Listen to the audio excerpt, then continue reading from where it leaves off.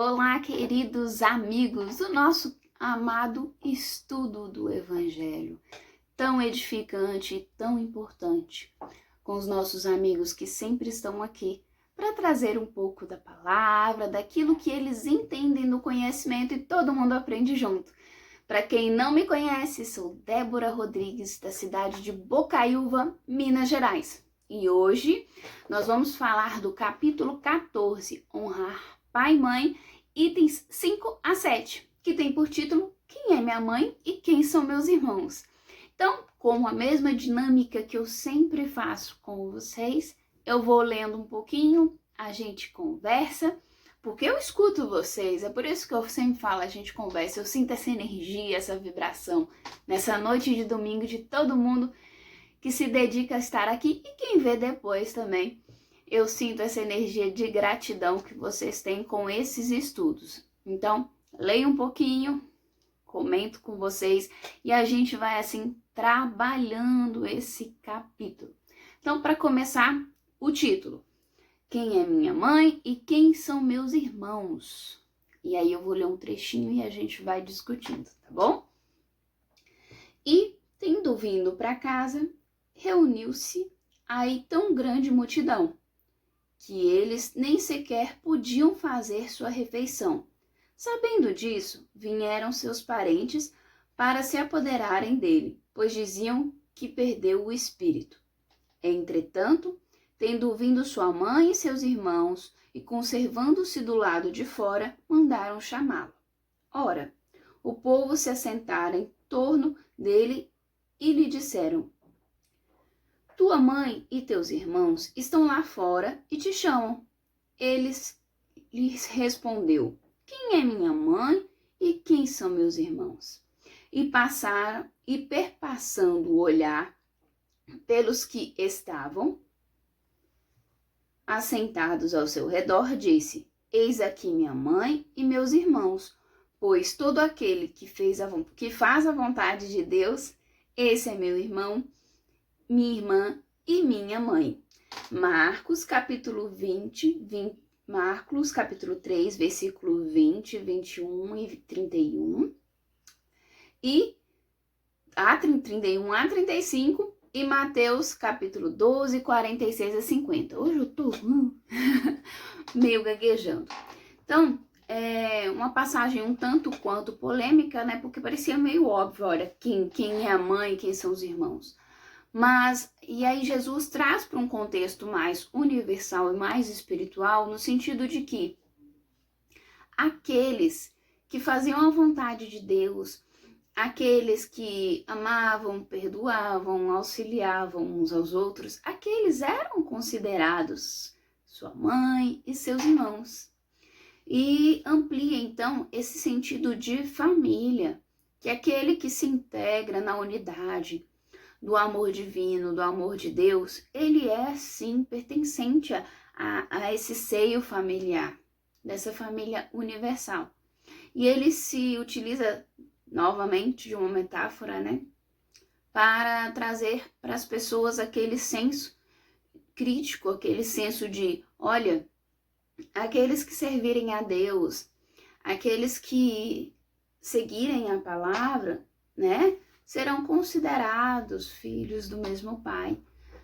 Não que não sejamos, mas era o contexto que ele podia utilizar ali para aquelas pessoas que tinham, pela sua cultura, ainda uma certa limitação de entendimento. Então, Jesus traz ali para aquelas pessoas um sentido mais amplo, quer se sentir pertencente a Deus, a essa nossa família universal, meu irmão, seguidor do Mestre, então faça a vontade de Deus e você será, então, considerado pertencente a essa família. E interessante que Jesus, ele utiliza de uma questão importante para o ser humano, que é o pertencimento. Então, quem não quer se sentir pertencedor, né? Nem sei se existe essa palavra, acho que eu inventei ela aqui agora. Quem não quer se sentir pertencendo a uma família que se admira? Porque Jesus era admirado pelas pessoas que o seguiam. Poxa, Uma pessoa de um contexto totalmente simples, né? Economicamente, financeiramente falando, mas que apesar das dificuldades, não tinha o seu caráter e a sua moral abalada. E ainda ajudava as outras pessoas, e ensinava e curava, e estava sempre ali intermediando o bem-estar do outro, através do seu magnetismo, através da sua palavra. Quem é que não quer ser assim? Quem não quer ser visto? Quem não quer ser admirado? Então, esse se sentir pertencente a algo que se admira é uma coisa que naturalmente nós buscamos. Então, Jesus mexe com aquele psicológico, né? De, olha, vocês querem pertencer, vocês querem fazer parte da minha família? Então, sigam a palavra de Deus. Então, amem uns aos outros. Ame aos outros como você ama a si mesmo. Honre o seu pai, honre a sua mãe. Né? O capítulo fala disso, honre o pai, honre a mãe. Em que sentido? No sentido da gente honrar aqueles que nos disseram sim para a nossa vida. Para você reencarnar um casal, um homem, uma mulher, ainda que não tenham te criado, não tenham te educado, eles disseram sim em algum momento. E ainda que esse sim não tenha sido consentido espiritualmente, dois seres espirituais se comprometeram com a sua encarnação. Isso além dos nossos benfeitores, mas a gente está falando aqui de pai, mãe. Então, todo um mecanismo espiritual foi criado para a sua encarnação. Então, esse pai e essa mãe que te oportunizou, porque o que é a encarnação, né? Porque quando a gente fala assim, olha, me oportunizou a encarnar, mas não era só para você nascer e existir. Era para você nascer, existir e fazer sentido na vida das outras pessoas e reajustar os teus, com os teus desafetos, resgatar débitos kármicos, ser um espírito melhor para você mesmo, não é para a espiritualidade. É lógico que quando a gente se torna um ser melhor, todo o nosso entorno ganha. Mas a pessoa que mais ganha é você, a pessoa que mais ganha sou eu, porque significa que eu não tenho tido uma existência em vão, que eu tenho aprendido com os meus erros, que eu tenho aprendido com as minhas experiências e as oportunidades que o nosso Criador nos dá, através da família, através da profissão, através da sociedade em que nós estamos inseridos. Então, esse contexto de honrar pai e mãe, ele pode ser muito mais amplo no sentido de honrar essa existência, de honrar esta possibilidade que nós temos divina, né? Oportunidade divina de expurgar o nosso espírito, de, como diz muito bem Emmanuel, de burilar esse espírito, de lapidá-lo, né? O que é burilar? É lapidar, de retirar as imperfeições para que a beleza da peça, a beleza do espírito resplandeça. Então, o honrar pai e mãe significa honrar a nossa própria existência. É ser grato apesar das dificuldades, porque todos nós encontramos desafios que não são só os econômicos, que não são só os culturais e sociais, são os nossos próprios desafios existenciais, né? As nossas crises de consciência, porque mesmo sabendo certo a gente ainda erra, mesmo sabendo certo a gente ainda tem vícios, mesmo sabendo certo a gente ainda não age corretamente, não é bom e não faz o bem, como vem no livro dos Espíritos, né? Então, essas crises de consciência, crises existenciais, sociais, culturais, elas mexem muito com o ser, com o indivíduo em si. Mas quando a gente aprende, primeiramente, a agradecer a espiritualidade pelas oportunidades, obrigado, Deus, pelo dom da vida. Obrigado, Deus, por ter acordado hoje, por ter tido essa dificuldade que me deixou tão mais perto de ser melhor. É difícil quando a gente fala, olha, você tem que ser grato por tudo, porque a pessoa pensa, poxa, mas minha vida nem tá tão legal, eu vou agradecer por isso? Sim, Porque em algum momento, hoje a sua vida não tá legal, mas em algum momento você trouxe a outra pessoa esse sentimento. E agora você sente para que você entenda a necessidade do bem. O que é? Vamos pegar a lição aqui do Livro dos Espíritos. O que é o mal? O mal não é a ausência do bem? Né? As pessoas, se Deus é misericordioso, justo, então por que o mal existe? É uma questão que as pessoas, né, que não estudam, se fazem. O mal é a ausência de bem, é o não entender a necessidade, o quanto que o bem é promissor nas nossas vidas. Então, ainda na ignorância espiritual, eu ainda faço mal. E todos nós, em maior ou menor escala, fazemos. Porque ainda não somos seres perfeitos, somos seres perfectíveis, caminhando aí para uma ascensão espiritual. Então, nós vamos nos deparar com essas dificuldades, mas que se estamos aqui, lembremos, estamos aqui por também merecer estar. Porque também, espiritualmente, foi nos dada uma oportunidade que possamos agarrar ela e fazer dessa oportunidade a oportunidade das nossas existências, do nosso histórico espiritual. Que eu saia, assim, dessa encarnação melhor do que eu entrei nela. Um ser mais pacífico, um ser mais amoroso, um ser de Deus, um ser irmão do Mestre Jesus, como a passagem nos fala. Mas vamos continuar, né? Porque nós temos um conteúdo bacana para trabalhar. E aí o item 6, né? O item 5 é a passagem do Evangelho. O item 6, ele vem falar o seguinte: singulares parecem algumas palavras de Jesus, por contrastarem com a sua bondade e a sua inalterável benevolência para com todos. Os incrédulos não deixaram de tirar daí uma arma, pretendendo que ele se contradizia.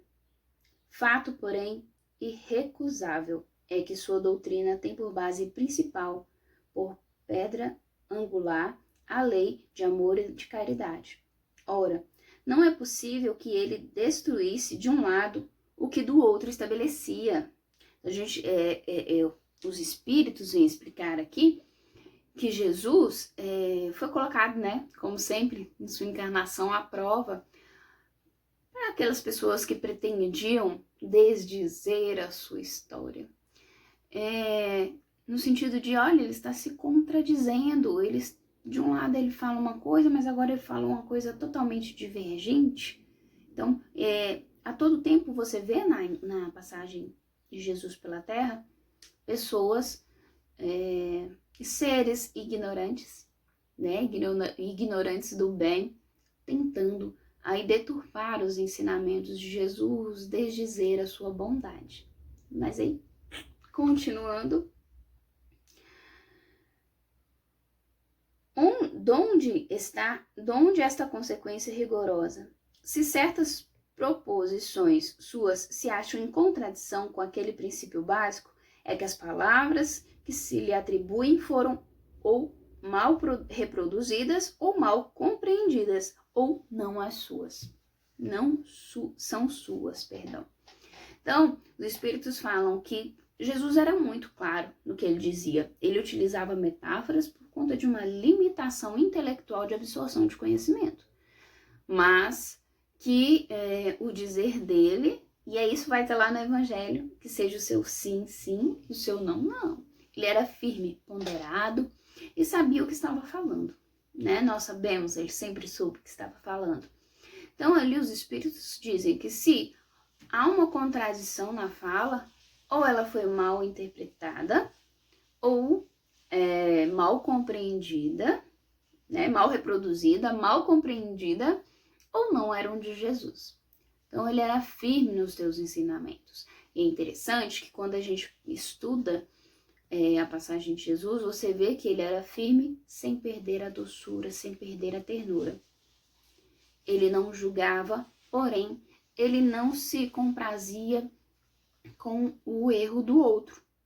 Ele alertava e ele convidava o outro para que fizesse, então, ali parte de um resgate de si mesmo e modificasse a partir dali seus rumos, né? Como ele dizia. E aí, seguindo nesses ensinamentos, né, do que Jesus propunha com os seus ensinamentos, nós vamos entendendo que a energia de Jesus, a sua palavra, era tão forte que ela causava nos espíritos muita dúvida, porque até aquele instante vinham, né, muitos missionários trazer um direcionamento, mas estudando nós sabemos que não existe então do potencial de Jesus, pelo menos nos meus estudos, tá?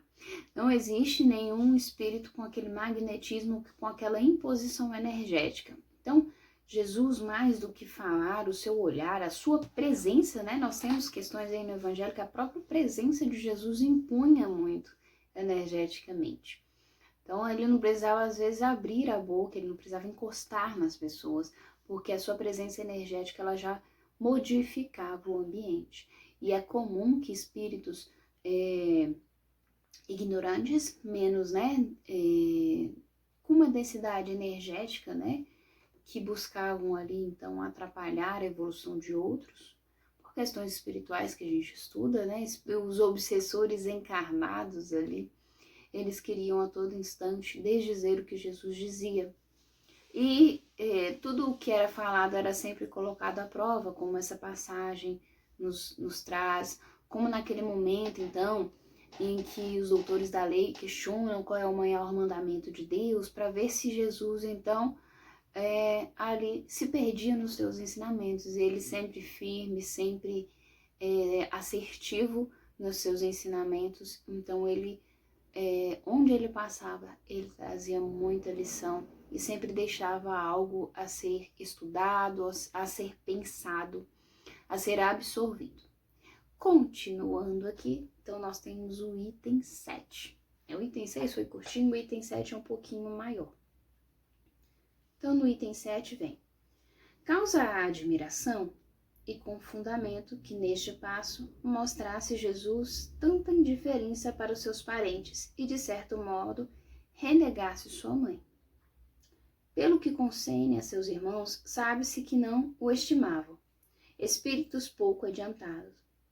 Não lhes compreendiam a missão, tinham por excêntrico seu proceder e seus ensinamentos.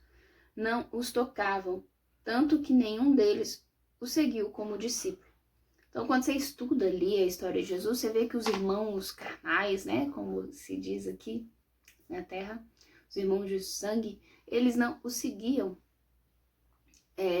eles não o acompanhavam. E aí os espíritos chamam a atenção para essa possível indiferença de Jesus relativa à sua família carnal.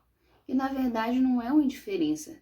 Jesus sempre trouxe, né, no seu ensinamento, uma questão de igualdade entre os seres.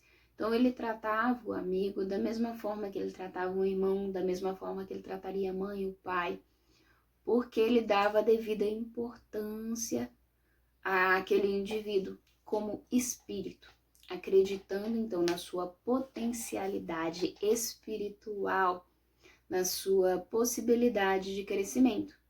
Aí a gente pega um exemplo muito interessante, né?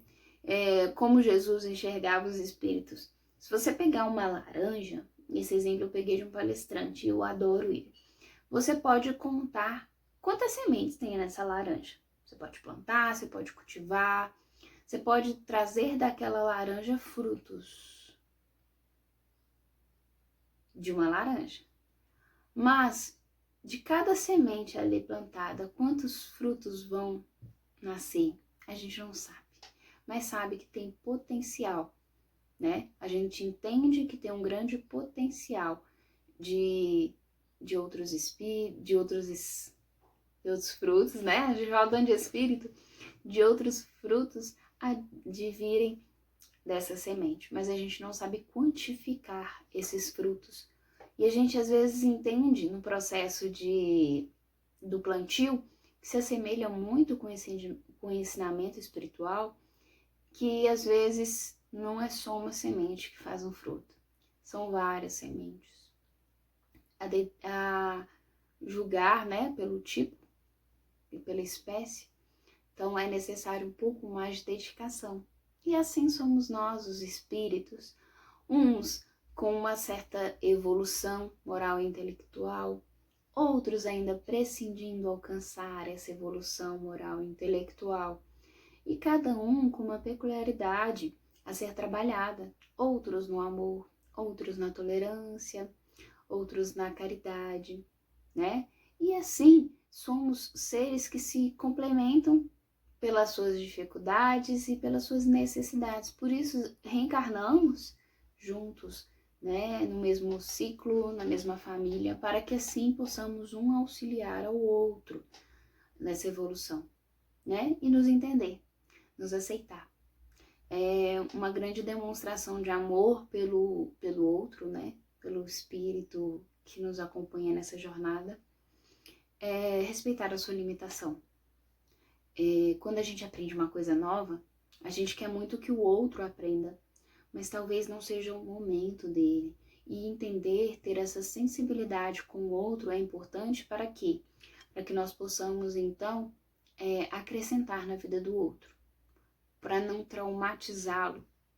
A intolerância religiosa, às vezes, em grande parte, acredito eu, pelos meus estudos, ela vem dessa tentativa de impor ao outro algo. Você precisa acreditar, você tem que acreditar, você tem que fazer. E a religião, o cristianismo, a essência do espiritismo não está nas crenças, está no sentir, no viver aquilo. Não adianta eu saber que eu tenho que ser bom e não sentir em mim que sou o que de fato preciso. É um ensinamento morto, né? É um ensinamento que ele fica perdido nas palavras. Tem uma frase que fala que a palavra ela educa, mas o ensinamento ele arrasta. Não sei se é assim, mas estou parafraseando aí. É porque aquilo que a gente faz, as nossas atitudes, é que elas de fato dizem quem nós somos. Então é interessante a gente analisar isso. Nós sabemos o espiritismo, nós vivemos, nós sentimos o espiritismo. Nós sabemos que temos que ser bons, ou nós sentimos essa necessidade espiritual, esse chamado espiritual, essa ascensão. E isso é que diferencia aqueles que se dedicam ao bem de fato, né? Aquele que se envolve no processo realmente e que acredita naquilo que está sendo feito. Bom, mas continuando o nosso estudo, temos dir-se-ia mesmo que partilhavam até certo ponto das preservações de seus inimigos, o que é fato em suma. É que o acolhiam mais como um estranho do que como um irmão. Quando aparecia a família, João diz positivamente que eles não lhes davam crédito. Ou seja, a própria família de Jesus, ela não acreditava em sua missão, não entendia sua missão. Então, era alguém que lutava contra suas próprias origens para levar uma missão, né? Para levar um ensinamento. E desconstruir um sistema familiar é muito difícil, porque no nosso seio familiar nós somos criados numa cultura pelos nossos pais e mães, e eles acreditam que aquilo é o certo, que nós devemos seguir aquilo. E aí nós entendemos com os nossos processos de crescer, de estudar, de conviver, que talvez aquilo que serviu para o seu pai e para sua mãe não serve para você. E aí que entram os conflitos. No caso de Jesus, os ensinamentos pelos quais sua família havia passado não lhe serviam, né? Não atendiam às necessidades do Criador. Então ele vem desconstruir culturalmente aquilo que até então tinha sido vivido. E é muito difícil desconstruir culturalmente algo dentro da nossa própria família. E aí continua. Quando a sua mãe quanto a sua mãe, ninguém ousaria contestar a ternura que lhe dedicava. Deve-se, entretanto, convir igualmente em que também ela não fazia ideia muito exata da missão do filho, pois não se vê que lhe tenha seguido os ensinos, nem dado testemunho dele, como fez João Batista. Então, assim, não em tom de crítica, mas de observação, você percebe na história do Evangelho que Maria também, apesar de amar muito Jesus, ela não entendia a sua missão, né? Tanto é que ela sofre nos seus últimos momentos como ser encarnado, porque ela não entendia o porquê daquilo. Ela não entendia por que deixar tudo para trás, né? Seguir, porque apesar de tantas críticas, ele persistia naquilo. Então, ela não entendia a essência da missão de Jesus. Mas os Espíritos também falam que, apesar disso, é inegável a ternura de Jesus pela sua mãe. O que nela predominava era solicitude maternal. Supor que ele haja renegado sua mãe fora desconhecer-lhe o caráter. Semelhante ideia não poderia encontrar guarida naquele que disse: honrai o vosso pai e a vossa mãe. Necessário, pois, se faz procurar outro sentido para suas palavras, quase sempre envoltas no véu de uma forma alegórica. Então, você vê nele uma preocupação em demonstrar a necessidade de honrar os nossos antecedentes. Porém, a forma com que Jesus enxergava ali o seu seio familiar, a sua família, é diferente da forma do sentido que nós damos à família. Ele respeitava, mas ele seguiu firme a sua missão, ele seguiu firme os passos que a ele competia, mas dando lugar às coisas, né? Então, em que pese ser filho, ele era um grande missionário. E ele seguiu essa missão, mas ensinando a necessidade de honrar o pai e mãe. E honrar entra também nessa questão de, mesmo que você tenha que desconstruir culturalmente algo que seu pai e sua mãe viveu, você deve respeitar. O que eu quero para mim, eu não posso querer para o outro, por melhor que seja. É aí que entra a questão de você respeitar a limitação do outro, né? De não impor ao outro as suas verdades, de não impor ao outro as suas crenças. Então, quando eu respeito o outro, quando eu entendo a limitação do outro, eu amo, eu acolho, mas eu espero que o momento dele seja o momento dele.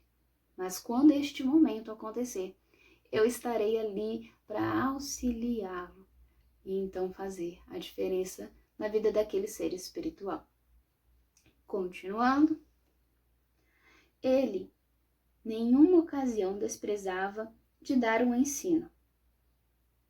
Aproveitou, portanto, a que se lhe deparou com a chegada da sua família para precisar a diferença que existe entre a parentela corporal e a parentela espiritual. E aí esse trecho, e vale a pena até repeti-lo, porque ele entra lá naquele inicinho que eu falei. O que Jesus estava falando?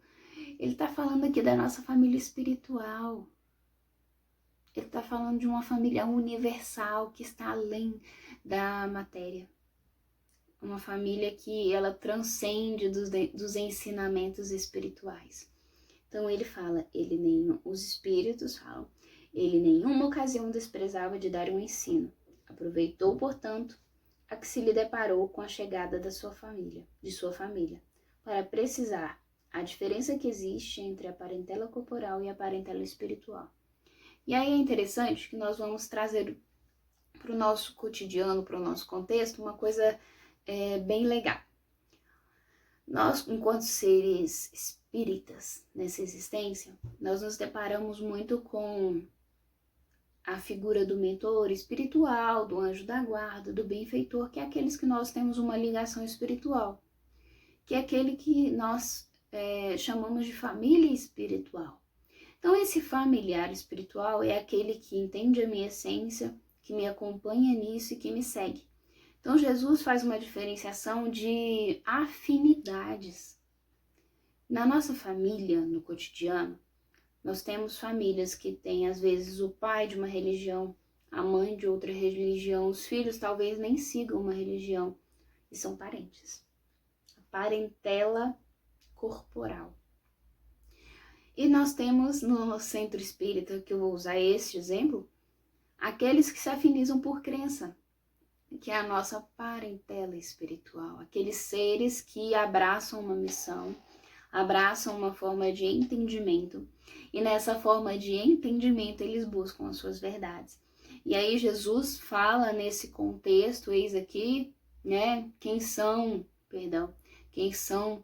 meu pai, quem são meus irmãos, quem são minha mãe, quem são meus irmãos, um sentido de a quem eu me afinizo, quem me segue, quem de fato abraça a minha causa, quem de fato abraça as verdades para as quais eu vim trazer. Então, os questionamentos são nesse sentido de quem está espiritualmente de fato comigo. E aí, nesses questionamentos, né, que Jesus traz, sempre no sentido de nos levar à reflexão, ficam a sua mensagem, né? Real mensagem. Às vezes a gente dá importância a coisas tão pequenas, tão desnecessárias, e deixamos de ver a beleza onde ela de fato existe, que é naquele amigo que te pede uma prece, que faz uma prece, naquele parente que, apesar da dificuldade de entender a sua essência, está ali, reencarnado, próximo de ti, para que você evolua, para que ele evolua. E a gente se apega tanto a questões acessórias que se esquece da questão principal, que é o amor de Deus. O amor de Deus é um caminho que todos nós vamos seguir. É para onde nós estamos condenados, né, de uma forma boa, a chegar. Uns mais rápido, outros mais lentos, mas nós chegaremos a esse amor.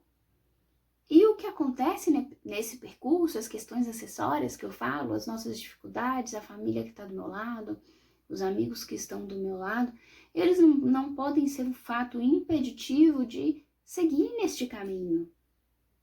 Então, quando eu falo honrar, quando Jesus fala honrar pai e mãe, não está só aquele pai carnal, aquela mãe carnal, está honrar a nossa essência e agradecer a esta oportunidade, sem ser inerte, sem se calar da verdade espiritual, mas respeitando a limitação daquele que me acompanha, respeitando a limitação daquele que cruza o meu caminho, mas, acima de tudo, entendendo que honrar pai e mãe é honrar uma oportunidade que o nosso Criador nos deu de ser um pouquinho melhores nessa encarnação, de ser um pouquinho melhor no nosso histórico espiritual, de retornar à pátria espiritual, um ser mais iluminado, um ser mais resplandecente do que quando eu entrei aqui. Então, meus amigos, esse estudo de hoje, espero que entre no coração de vocês como uma gotinha de amor, e que essa gotinha de amor transborde nesse espírito que busca conhecimento, nesse espírito que busca uma iluminação. E eu agradeço muito a vocês que nos acompanham, a galera que traz esse conteúdo do estudo do Evangelho segundo o Espiritismo todos os domingos, com muito amor, com muito carinho, compartilhando aquilo que os nossos benfeitores espirituais trouxeram com tanta dignidade de alma, para que nós pudéssemos então ascender, auxiliando uns aos outros. A minha gratidão por você ter acompanhado até agora, e eu encontro vocês no próximo estudo, que é no domingo que vem, que não é comigo, mas que é com uma pessoa muito especial, que vai trazer uma essência com certeza muito bacana daquilo que está sendo estudado. Então fiquem com Deus e que reflitam nessas palavras para o seu cotidiano, para o seu dia a dia.